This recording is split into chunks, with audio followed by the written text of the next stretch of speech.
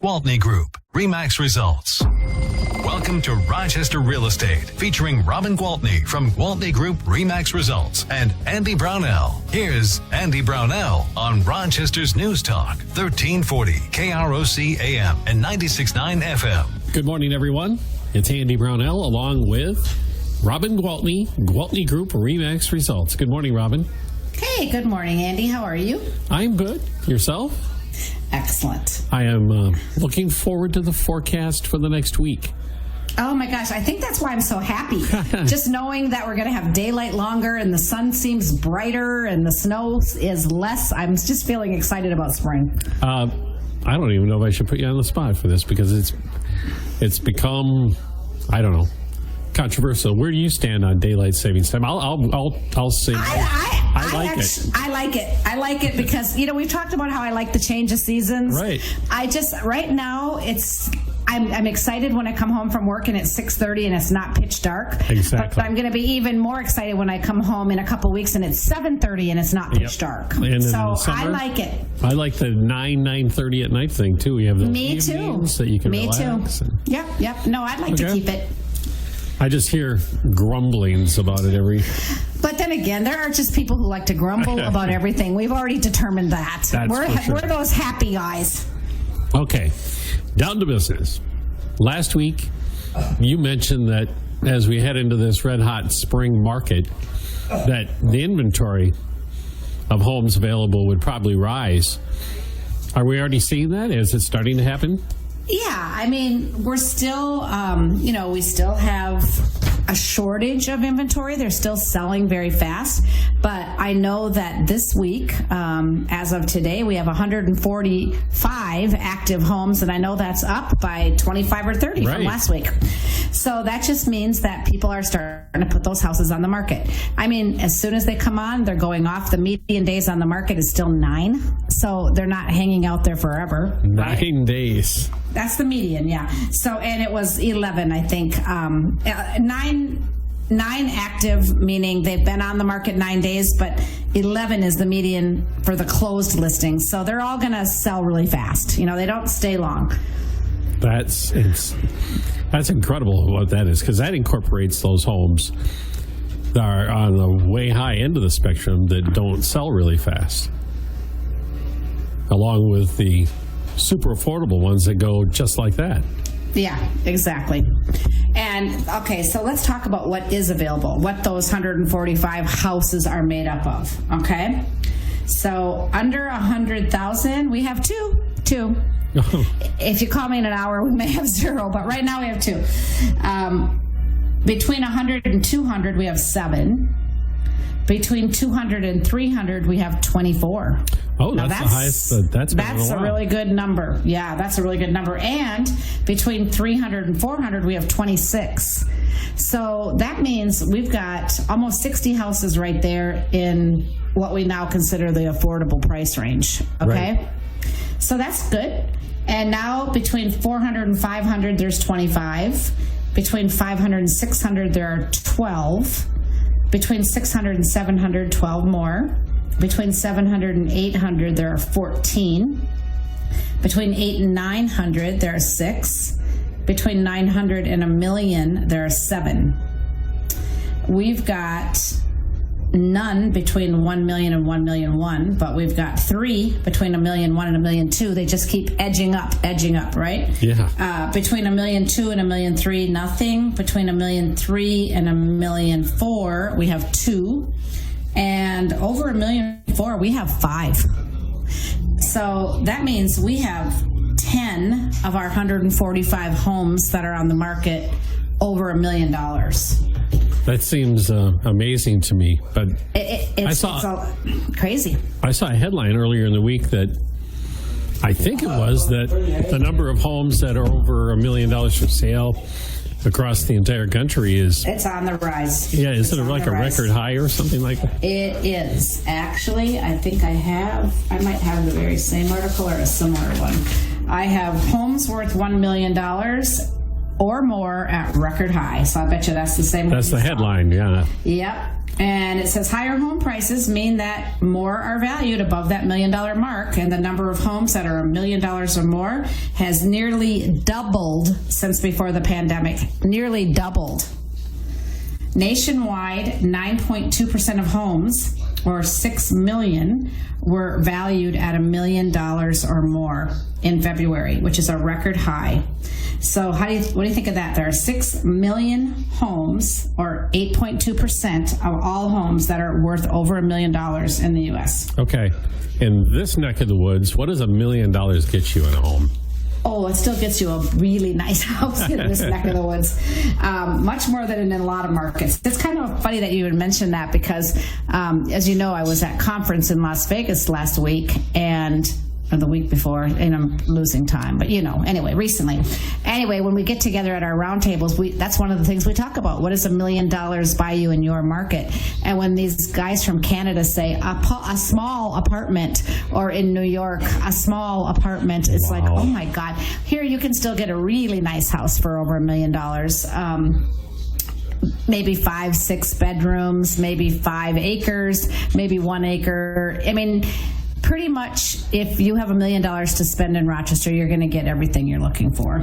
That does sound like a really, really nice house, what you described.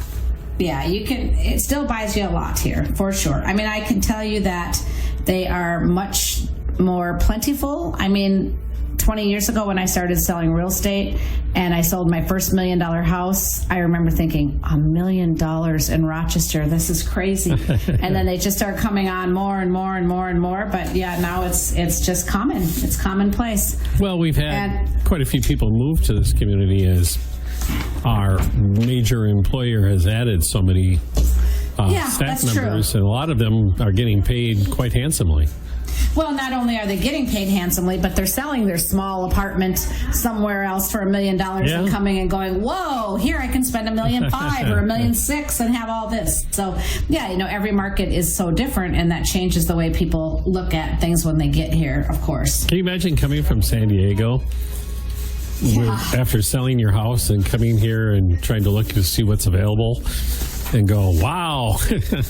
Well, and you know what I think also is making people excited about that is that now they kind of know, okay, we did just go through 2 years of the pandemic. We know what we want. We've figured out what's important to us, right? And so they say, now I can come someplace where I can actually check those boxes and buy the things I want and not have to change the amount of money I'm putting out for housing. Yeah. That's a great point, that as we've huddled at home way more than we used to. Right. We've pondered what we like and what we don't like about where we live. Or we've kind of reconfigured what our dream home might look like. Okay. And I suppose that's different for everybody, isn't it? Absolutely. Absolutely different for everybody. So just to recap on what's available for housing, of the 145 that we have active, 33 of those are under $300K. I feel pretty good about that. Yeah. This weekend, that means 33 buyers that are shopping for $300,000 or less are going to be able to find a home. That's exciting. It hasn't been that many opportunities in quite a while. No, I think that's pretty good, actually. And then of the 145, 95 total are less than 600, which is still pretty darn good. And then the last 50 are over 600,000. So again, prices going up. There's definitely more expensive homes available. So is it the onset of the spring market that you think has an influence on? Because traditionally that's what it's been, right? If you're going to sell your home, you used to tell people, I know you don't tell them anymore because the market's been so red hot all year long, but it used to be, if you can wait until spring, you might. Right.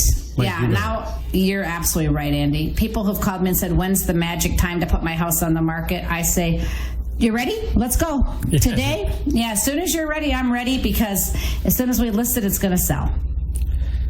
But I wonder if people have that just kind of ingrained in their mind that I'll wait till spring, and then now we're seeing the effect. Yeah, I think so.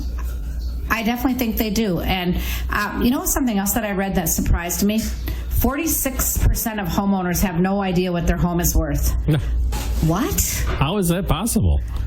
I don't know. They're clearly not listening to this podcast, are they? You have to get the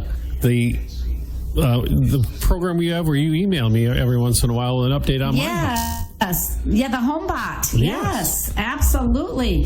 It is such a perfect way for people to know what is going on and what their house is worth. And people are pleasantly surprised. And I've had people literally call me to put their house on the market because of that. Or another really useful tool it's a really useful tool for people to drop their PMI because they now have 20% equity in their home, even though they only put 10% down when they bought it a year ago. And that's a big deal. It's a big deal. Yeah, so that's a useful tool for sure. And that's a free thing that you offer to anyone, isn't it? It's a free thing. Anybody who wants it, all they have to do is reach out to me and I'll set them up. Very, very cool. Well, we have to take a break already, Robin. So we'll be back in just a minute here on News Talk 1340, KROC AM and 96.9 FM with Robin Gwaltney, Gwaltney Group-RE results. We'll be right back with Robin Gwaltney and Andy Brownell on Rochester Real Estate. This is News Talk 1340, KROC AM and 96.9 FM. Ye old butcher shop.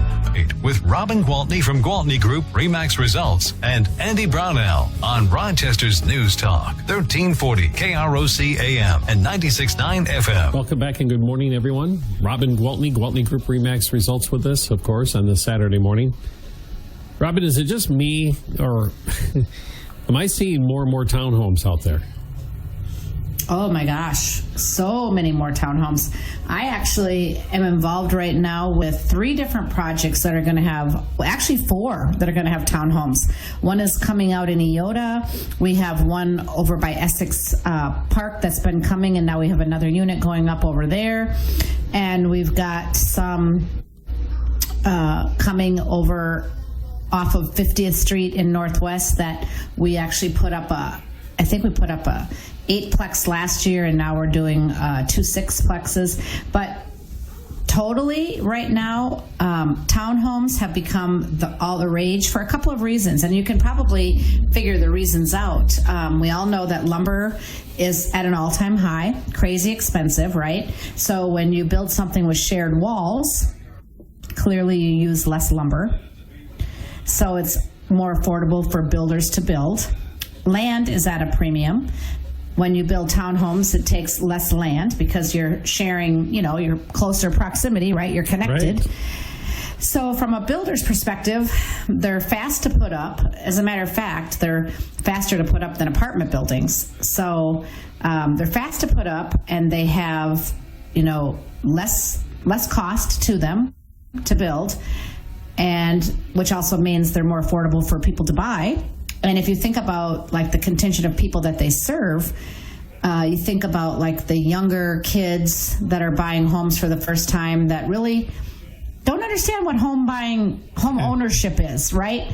And so when they hear, when the roof goes bad, the association's going to pay for it, or when something happens, the siding flies off because of a windstorm, that's going to be covered under the association's insurance, or you don't have to worry about paying water because that's included in that association. And guess what? You don't even have to spend your weekends mowing lawn because we're going to do that too. So, there is that group of people that really like that. So similar to the same amenities they had when they were renting, but buying into the whole building equity, using their home as a savings account, being smarter about their investment. Because these young kids are smart. They understand about buying rental properties. And it blows me away when these young kids call me, well, I have 3 rental properties. I want to buy another one. I'm like, good for you. I know, they're just really smart about investing. And, I talk every single week about how real estate is still the number one smartest way you can invest your money. It's just the wealth in the country right now, just based on home equity alone, is phenomenal. But as far as these townhomes go, affordable and brand new. They're coming up like crazy. So let's say the people like you and me, our age, right? We want to downsize. We know we could sell our homes for top dollar, make a crazy amount of money because we've owned them so long, right? Yep. And then we're still not ready to move to an apartment, and we've got to live somewhere.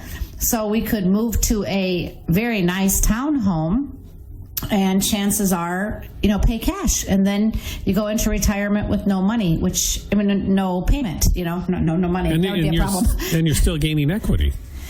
And you're still gaining equity, and you're still living in nice surroundings, because we don't want to. We've gotten this far in life. We're not about to go backwards. And people say, "Well, I would sell my house. I don't need this big house anymore, but I also am not ready to go live in an apartment." So I think it's a really happy medium for downsizing, and then of course the ever popular snowbirds.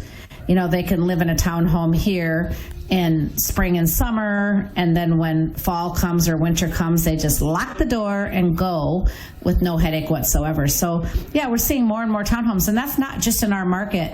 The National Association of Builders predicts that by the end of 2022, 15% of all single-family homes will actually be townhomes, and that is by far the highest percentage of single-family homes that have been townhomes ever on record. So yeah. Well, so yes, you're very smart. I mean, to pick up on that. The way you explained it too, that you're getting both ends of the market. You get the baby boomers as they head into their retirement. Right. You're tapping into that market, and you also have, I don't know what they call the Gen X, yeah. Or even my kids are, maybe they are Gen X because they were in the 90s, whatever, but they meet that niche that you're talking about. That yes, they want to get into this, but they're not ready to take. They want to build that wealth. They want to build that wealth, and they don't want to pay those crazy rent prices. By the way, another article that I have for this week's show is more Americans fear even higher rental costs. So, I mean, they just keep going up, up, up. Well, everybody sees that. It's right. It's amazing to me what some of these rents are. And, I mean, some of these apartments are pretty nice, but you're paying more than what you would pay for a nice house. And so many people don't understand that. I mean, when I read recently that 46% of consumers don't know what their home is worth. I mean, 46% of homeowners don't know what their home is worth. Oh my goodness, please let me tell you what your home is worth. Call me and I will make your day. And I still find that statistic incredible that nearly half of the homeowners don't know what their home is worth. Oh, that's crazy. Find out. Short answer is a surprisingly nice amount. And as you mentioned, you're almost guaranteed, nearly 100%, you're going to be happy with what you hear if you ask the question. Right. I sold some people a home in Rochester in 2016. So what is that? 6 years ago. I think I sold it to them for $445. I put it on the market last week. I can't say what it closed for, but I can tell you that it sold in multiple offers, so that'll give you a really good idea. Yep. And it was listed for $899. Oh goodness.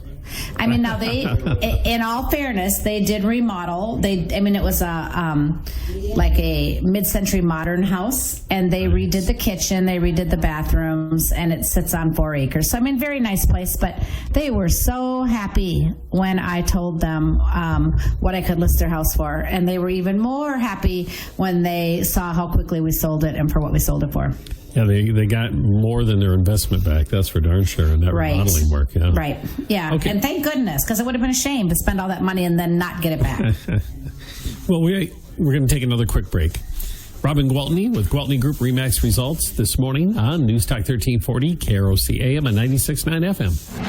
We'll be right back with Robin Gwaltney and Andy Brownell on Rochester Real Estate. This is News Talk 1340, KROC AM and 96.9 FM. Are you putting your retirement savings in a 401k or IRA? Then I have Robin Gwaltney from Gwaltney Group-RE results and Andy Brownell on Rochester's News Talk 1340, KROC AM and 96.9 FM. We're chatting this morning with Robin Gwaltney, Gwaltney Group-RE results, as we usually do on Saturday mornings.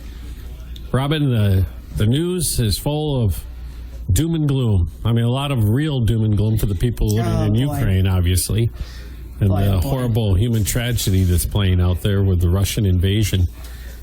And everybody is on edge about the effects that is having on our economy. Right now, obviously, the focus on gasoline and diesel fuel prices and how that's going to spread. I imagine you're getting questions about potential impact on the real estate market. Is that something that's kind of happening out there? Absolutely. I actually get calls, maybe weekly, saying, Robin, is it still going to be a good time to put our house on the market? You know, how is this going to affect us? And, you know, because everything is being, you know, accredited, high gas prices because of that, you know, inflation because of that. Everything is being accredited to that. So they all just believe that it's going to affect our real estate market as well. And to be very honest with you, it is not. Okay. So I just mentioned earlier that there's a lot of foreign investors in the United States, right? 1% of foreign buyer purchases in the U.S. probably are Russians. Okay, Russians purchase less than 1%. And those markets are like Florida, Georgia, and New York. As far as direct effects to our market, meaning like supply and demand or affordability, if anything, the way all the other prices are going up, my prediction is we're going to see a slowdown in the interest hikes, if not even dropping back down. So I foresee no negative impact on our real estate market. So I think that people do not need to worry about that. I mean, there are very many things we should be worried about, you know, as far as how all those people are, you know, what's going on there and how people are suffering and dying and all those things. But as far as buying and selling a house here in the United States, it's not going to affect us. Well, I think historically, if you look at statistics, when there are potential tough times out there, real estate has always been kind of a haven as far as an investment is concerned. I mean, home ownership fuels tremendous wealth gains. That's a headline I'm reading to you. And literally it says home prices have accelerated at a record pace over the last decade, bringing growing wealth. I mean, we're not talking about growing wealth in the stock markets today, are we? I'm not worried about it. I know, but I'm just saying it's always positive with the homes, you know? No, it is. Like, I mean, it's like it is such a dependable, great investment, and I don't see what's going on between Ukraine and Russia affecting that at all. So have no fears. And they go back to the bottom line message is it's your investment and you're living in it. Yes, you're living in your bank account. You have to live somewhere. Exactly. You might as well have the upside potential while you're living there. And with rents raising another 7% year over year, I promise you can get into a mortgage and be really comfortable in a really nice place for the same price you're going to pay rent. So definitely you should be looking into this if you don't understand that. Okay, so you mentioned all the listings that are out there, which are up compared to what we've seen over the past few months. Do you have any, I know you are busy on the weekends with showings. Do you have any going on today? I do, and actually, you know, we are still seeing multiple offers. People are asking me, are we still seeing multiple offers? And the answer is we absolutely are. And, you know, what are the secrets to navigate through this market and multiple offers? I have an open house at 11:30, actually at 11:30 today, from 11:30 till 1. It is a hot listing. The address is 1916 Shannon Oaks Boulevard, 719-9, and a house 4 doors down closed in February for $921. Very similar house. Wow. Okay. And this house is built in 2007. I will disclose that the one that sold for $921 was 10 years newer, but this house is immaculate, has been cared for, sits on almost a half an acre, backs up to the woods, has a fully fenced in yard, 4,000 finished square feet.